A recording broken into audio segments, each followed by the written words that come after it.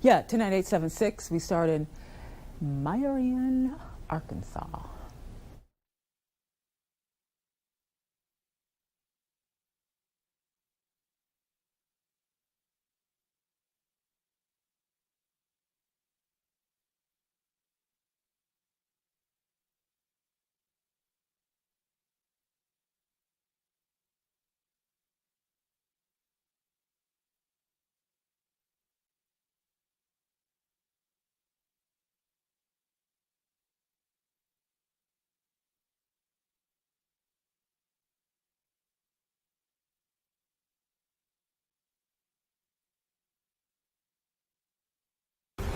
Right now on the National Weather Desk, bitter blast, freezing rain, ice, and snow batter the South, especially Texas. And here in Austin, we're really not used to getting ice, so a lot of us don't know exactly how to handle it. We have team coverage this morning on what's happening right now and what to expect in the coming days. Also, thinking about taking a cold plunge? One expert says it may not be good for you. You may actually lose some movement in your extremity.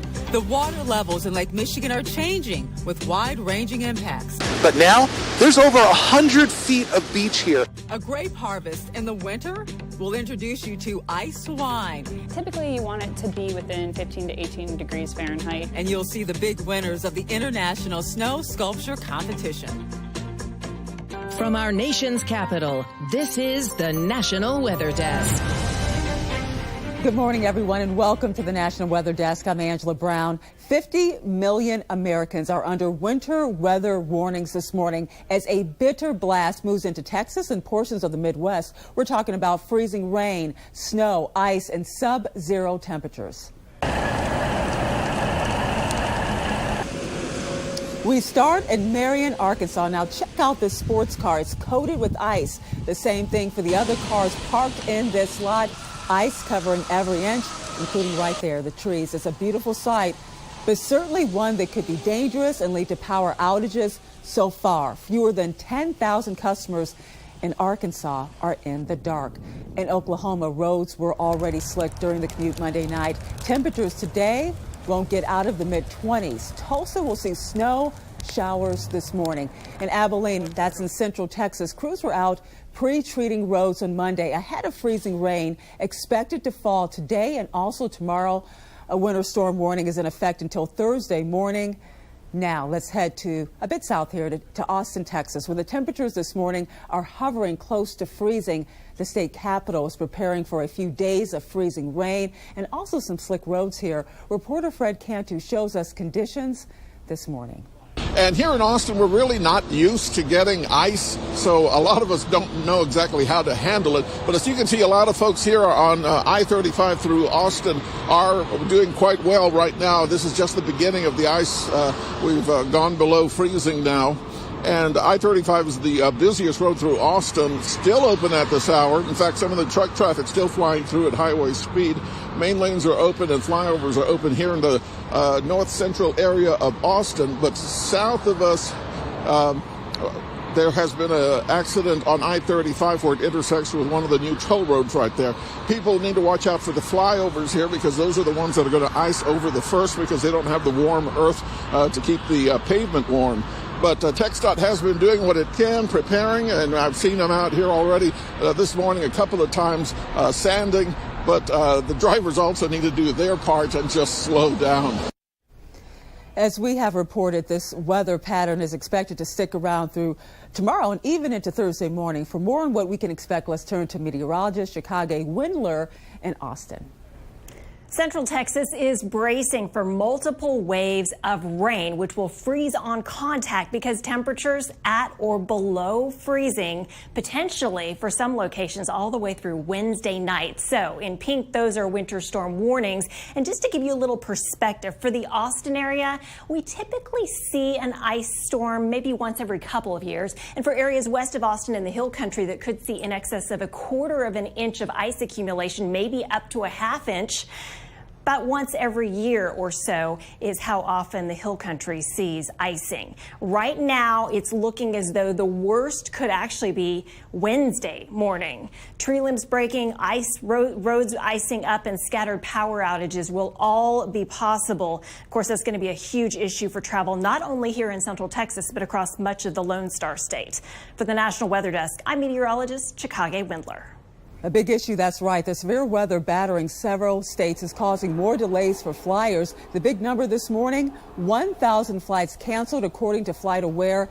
That includes 34% of all flights leaving Dallas, Fort Worth, and of course, 26% on top of that from Austin. Southwest and American Airlines had the most cancellations so far, and keeping the power on is a prime concern across Texas and also Oklahoma. Oklahoma Gas and Electric says it mobilized hundreds of people to help keep the power on and, of course, restore it when it's needed.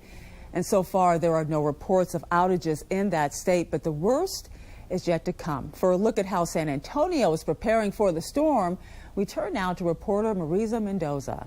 If Bexar County roads ice up, county officials say they're ready. We have 8 tandem trucks with spreaders that are ready to go. We have 2 trucks that are preloaded with de-icer. We have about 140 tons of chat rock, which is the thicker rock that we use for bridges and overpasses. And we have about 300 tons of fine grind stone that we'll use in residential areas if the roads start to ice up. Renee Green is the director of public works for Bexar County and is also the county's engineer. She says many lessons were learned during the freeze in February 2021. That's why preparation for the latest round of winter weather started well in advance. All of our other equipment like chainsaws and pole saws are ready to go if we have to cut down limbs that might be frozen over, as well as backhoes and larger equipment to remove any debris from the roads. Well, the bitter blast extends from Texas and Arkansas up into the Midwest. This is what Columbus, Ohio looks like this morning. All the snow on the road. The city is on the northern edge of the storm, but as reporter Mike McCarthy explains, it's much different in southern Ohio. This is really good compared to what we saw in southeast Ohio. We were way down into Hocking County, into Fairfield County, and the county back roads were especially treacherous this morning. That's why we're seeing so many closings and delays down there. We're coming up on High Street right now, and this will give you a really good comparison. Once you get to High, look at the difference there. The road conditions there are just wet. Well, the storm is producing rain, snow, or ice, depending on what part of the country you're actually living in. And as meteorologist Ryan Miranda explains, it takes just the right weather system for this to happen. The current setup that we've got going on is we've got low pressure over the deep south and the southeast. This is drawing up all the warm, moist air off of the Gulf of Mexico. We've also got an Arctic cold high pressure that's filling in from Canada. And these two are trying to battle it out between each other, but neither one is really going to be winning. The cold air to the north and the warm air to the south is going to form a stationary front in between the two. And it's stationary, it's not going to be moving. And that's going to provide the lifting mechanism in order for us to have some dangerous frozen precipitation. And we've got ice and winter storm warnings out there stretching from Texas to Missouri, Arkansas, northwest Mississippi, and up towards the Midwest as well. Now, areas to the south of the front are all going to be getting the rain, as we'll have above freezing temperatures, and areas to the north of the front will all be falling as snow. However, right here in the battle zone between the warm and the cold, notice how the cold is more dense and sinks like a penny in a pool and slides underneath the warm air. Now, in the freezing rain conditions, most of the atmosphere is warm enough for the precipitation to be falling as liquid water. However, there's a small freezing layer right at the surface, and the water doesn't have enough time to freeze before it drops onto the ground. Once it hits the surface, it freezes on contact and creates that glaze of ice, which creates the very dangerous road conditions out there for us. So if you do find yourself in some black ice, very dangerous on the roads, you want to try to keep your wheel straight to keep traction with the road. Try not to brake to slow down, but let your foot off the accelerator so that you keep traction with the road and stay safe. And let's check out the weather in a couple of other places, starting in Jonesboro, Arkansas. As you can see, the highway is snow covered. It's 23 degrees and traffic looks very light right now. On to Chattanooga, Tennessee, where dense fog advisory is in effect this morning. They're also expecting a rainy day with a high of 52 degrees. And here's something you don't see a lot of in the Las Vegas area, snow that actually sticks. Most of the snow accumulated in the southwest part of the Las Vegas Valley Monday morning. The Anthem and Henderson areas each saw 1.5 inches. The folks at our Las Vegas station say this is the same area that got nearly 8 inches of snow back in 2008. Well, it's been a warmer than normal winter in parts of Wisconsin, and it's sidelined many winter activities, including the ice castles in Lake Geneva, Wisconsin. Crews are working overtime to get the glowing castles built up by the end of this week. They were supposed to be ready for the public last weekend, but the weather did not play nice. It seems that has changed, and the castles are expected to stay up through the end of February if the weather continues to cooperate. And coming up on the National Weather Desk, cold plunges are all the rage, but are they actually good for your health? We'll talk with an expert to find out. And it's the ice wine harvest season in northern Michigan. But did winter weather cooperate? We'll take a look.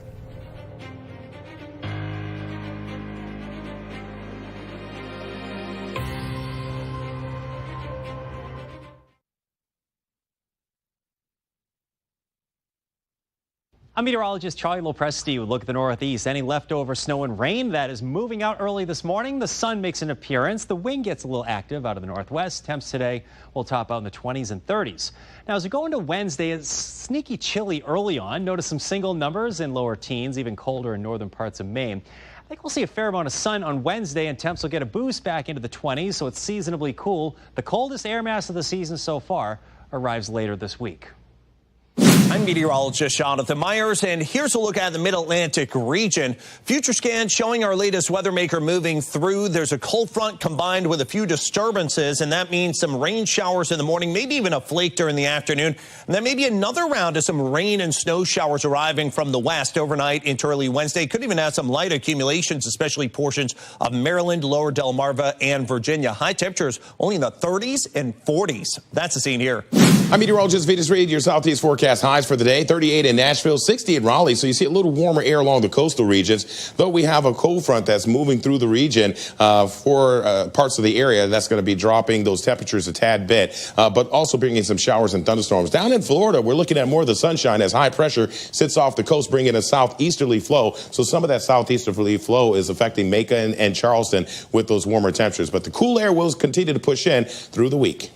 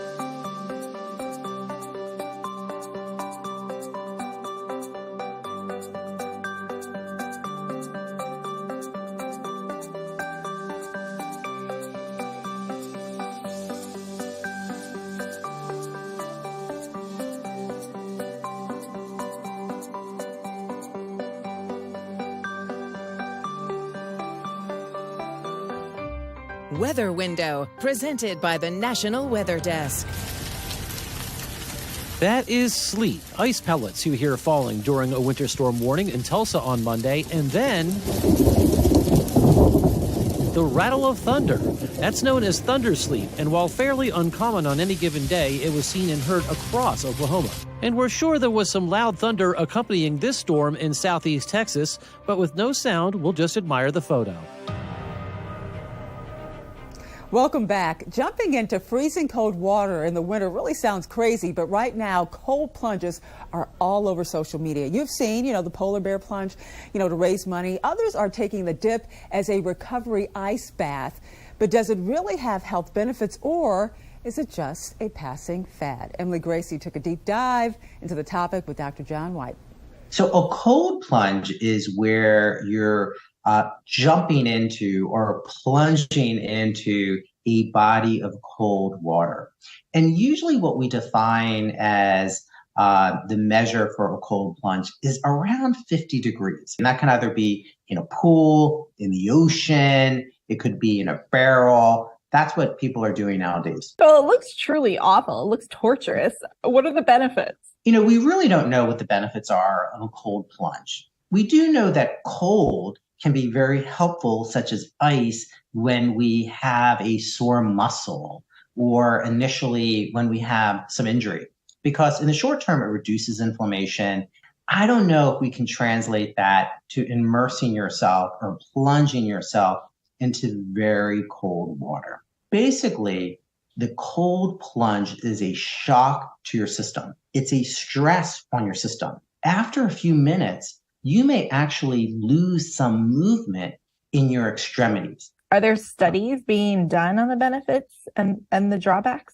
I gotta tell you, there's more data on infrared saunas heat than there actually is in these cold plunges. Now, if someone's considering a cold plunge, you definitely should talk to your doctor about it first, because underlying heart disease, high blood pressure, other disease conditions can put you at greater risk. Is this a similar situation to like cryotherapy, where you're just basically in like a freezer? Here's a fun fact. You lose 25 times as more heat in water than you do in air. So that's where you really can become at risk of hypothermia. But the benefits are mostly anecdotal, meaning we don't really have any controlled studies that show it truly is a benefit. And head over to YouTube for a longer version of this interview where Dr. White talks more in depth about the health benefits of infrared saunas. Just search the National Weather Desk and, of course, hit subscribe. The mountains of northern Utah have seen incredible snowfalls this year. Unfortunately, that also means there have been avalanches. As Ariel Harrison explains, there were 24 reports of snowslides last weekend alone, but that's not stopping backcountry skiers from searching for powder. This season has just been unreal. With another round of winter storms, friends Jackson and Brian are taking advantage of all the new powder in Big Cottonwood Canyon. They prefer the backcountry for all the untouched terrain. It was awesome. Snow is deep, super soft. And always check the avalanche forecast before heading out. We read the report, all the observations this morning. We just stayed in safer terrain. We didn't go into the steeper angle slopes. On Saturday, the Utah Avalanche Center received 24 reports for human-triggered slides. 24 is double the amount they typically see in an entire weekend. The northwest winds were just humming along those ridge lines, blowing 20 to 30 miles per hour. Trent Meisenheimer is one of the center's forecasters. And that wind really changed the game out there in the mountains with all the new snow that we've had. He says all of the recent avalanche activity shows a lot of terrain is unstable, but says conditions are on track to improve. We have beautiful weather coming in on Tuesday, Wednesday, and Thursday. I would think that our avalanche danger is going to slowly decrease over those days. He says that doesn't mean there won't be any danger, which is why it's important to check the forecast daily. So skiers and boarders like Jackson and Brian can safely enjoy one of the best Utah winters on record. It wasn't long ago that Lake Michigan was setting records for high lake levels near Green Bay, but over the last couple of years, things have really changed and in a hurry. Meteorologist Phil DeCastro has a deeper dive. If you went to Point Beach State Forest just a few years ago in 2020, the beach, part of the park's name, was hard to come by. But now, things are a little different. Lake levels on Lake Michigan have fallen back almost all the way to their long-term average from record highs in 2020. Erin Dembski-Rodriguez is the park superintendent, and she's hopeful it will draw people back to the park after a couple of down summers. They don't have to jump over trees and, walk in the water, around logs. So it'll be much more enjoyable for everybody to actually enjoy, visit the beach. Just a couple of years ago, record high lake levels left only a couple feet between the base of that tree and the lake itself, eroding away at the dunes. But now, there's over 100 feet of beach here at Point Beach. But the lower lake levels aren't all good news. The past couple of winters have been dry and fairly mild, and ice cover hasn't been as consistent on the lake. Port of Green Bay Director Dean Hain has been watching the levels carefully, and for good reason. As the lakes keep evaporating, and if we're not getting a lot of precipitation, water levels will be down next year, and that affects how much cargo ships can carry. The rule of thumb is about 100 tons of cargo for every inch of water depth. And right now, lake levels are already about 40 inches lower than they were at their peak in 2020. That's 4,000 tons of cargo less per ship that can be brought in through the port. It's just another way that small changes to the big lake next door can have wide-ranging impacts. For some wineries in northern Michigan, January is usually the time to harvest grapes for ice wine, but conditions, have to be just right, and the season was warmer. Meteorologist Heather Bricka says one winery is waiting for the perfect time to gather this year's crop. We haven't harvested yet because it just hasn't been cold enough. We are looking to harvest hopefully either Wednesday, Thursday, or Friday. Still crossing our fingers. If that doesn't happen, might not get a vintage, but that's the risk of making ice wine too. The grapes have to be harvested and pressed once they reach a certain temperature while they are still frozen. Typically, you want it to be within 15 to 18 degrees Fahrenheit with a couple days in a row, so typically 3 days in a row. You want to harvest it pretty early in the morning too, before the sun comes up and it gets them a little bit warmer again. But with us being on a hill, sometimes we have to wait for it to be even a little bit colder than that. Ice wine is special because northern Michigan is in the perfect location and climate to make this wine.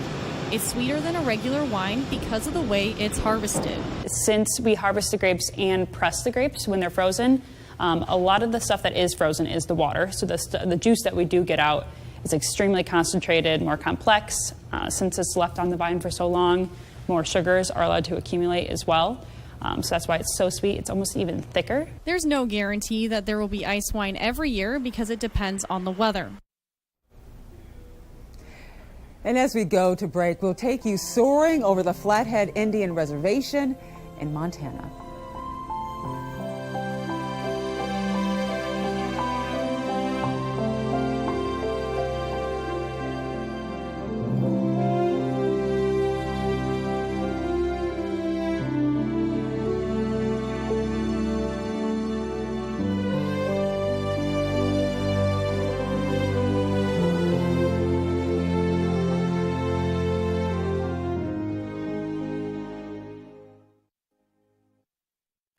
Good Tuesday morning, everyone. I'm meteorologist Andrew Buck-Michael taking a look at your weather story across the Midwest for the day today. Most of us are pretty quiet. We're getting into a wintry mix down across the southern part of the Ohio Valley, Kentucky and Ohio for today. Moving into the day tomorrow, a lot of sunshine coming out across a lot of the Midwest and temperatures. A lot of us are in the 30s or 20s for highs for the day tomorrow for your Wednesday. As we move ahead to Thursday, still pretty quiet for us and temperatures across the South warming up a little. Well, good Tuesday morning to you. I'm meteorologist Chris Suchan. Look at our forecast across the region. And again, those winter storm warnings in effect. Good chunk of Texas, Oklahoma. Ice storm warning across a portion of Arkansas. As we'll see sleet, freezing rain through the day. Areas of cold rain. Look at those temperatures. Some ice buildup of 1/4 to 1/2 inch or more for hazardous travel. Possibly some power outages as well. And that continues Wednesday with moisture flowing in across the region and those cold temperatures through the afternoon.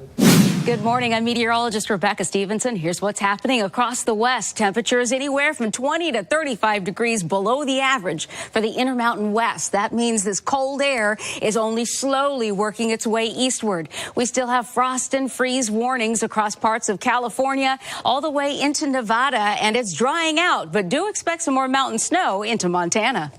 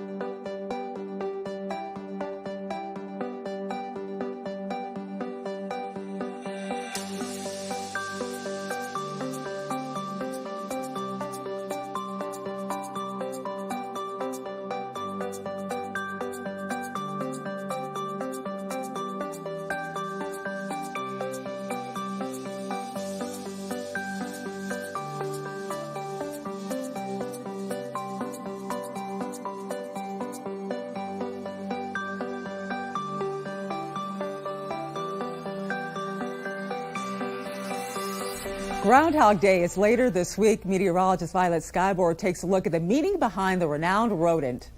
Groundhog Day is this upcoming Thursday, February 2nd in Punxsutawney, Pennsylvania. They do this celebration at 7:20 a.m.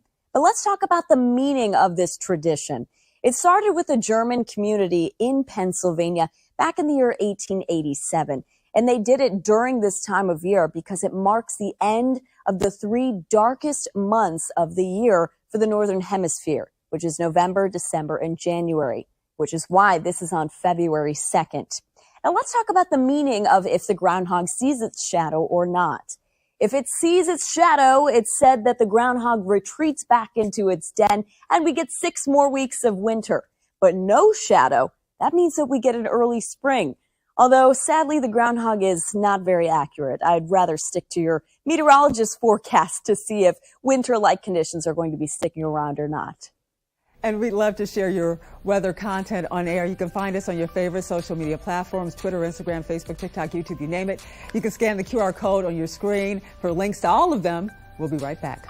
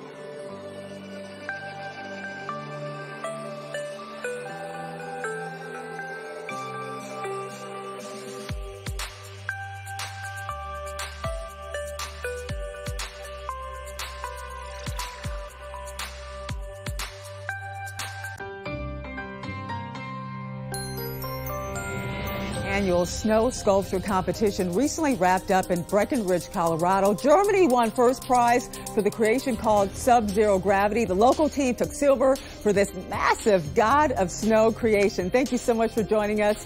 I'm Angela Brown. We're going to see you right back here tomorrow. We'll take you out with these wonderful sculptures.